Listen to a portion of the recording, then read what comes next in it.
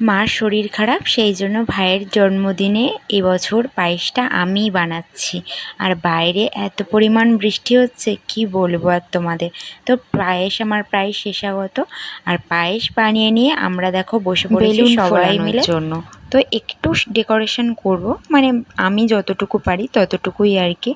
বললাম না যে যতই ভাবি যে কোনো একটা কাজ ভালোভাবে সুন্দরভাবে করব, তো কোনো না কোনো রকমভাবে বাধা এসে দাঁড়ায়। তো দেখো একটু রেডি হয়েছি আর যাচ্ছি এখন ভাইয়ের সাথে কেক আনতে। তো বাবার যাওয়ার কথা ছিল, কিন্তু বাবা বলল তোরাই চলে যা বাইকে করে, বাবা তো আর বাইক চালাতে পারে না, সেই জন্যই।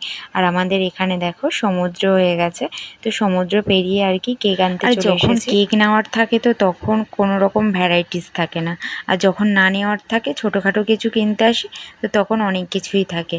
তো শেষমেশ আমাদের একটা কেক নেওয়া হলো বলে কথা, কেকের সাথে সাথে দই মিষ্টি না নিলে তো একদমই চলবে না। তো তারপরে আমরা দই মিষ্টিও নিলাম। আর ওয়েদার যেহেতু খারাপ ছিল আর বাড়িতে এসেও তো অনেক কিছু করতে হবে, তাই জন্য তাড়াহুড়ো করে চলে এলাম। এসে দেখো সাজানো গোছানো হয়ে গেছে। তার আগে আমার রান্না বান্না স্পেশাল কিছু রান্না করব বলে ভেবেছিলাম, কিন্তু সেটুকু আর হলো না। আর লোকজনও কাউকে বলা হয়নি, তো ভাইয়ের দু একটা বন্ধু বান্ধব তো তারাই এসেছিল আর কি। আর আমরা সবাই আশীর্বাদ করে নিলাম। আর বাবা আগে আগে বেরিয়ে পড়েছে আশীর্বাদ করে, কাজ ছিল সেই জন্য। আর বড়মশাই তো গিয়েছে কাজে, তো তারও এখনও পাত্তা নেই। তো আমরা দেখো আশীর্বাদ করে এখন কেক কাটার সময় হয়ে গেছে। আর এই হলো কেকটা কেমন হয়েছে অবশ্যই তোমরা কিন্তু কমেন্ট করে জানিও। আমার খুব একটা যে পছন্দ হয়েছে তাও নয়। তো দেখো সাহেববাবুও বসে পড়েছে ওর মামার কোলে, আর এখানে কেক কাটার পরে সবাই মিলে খাওয়া দাওয়াও করে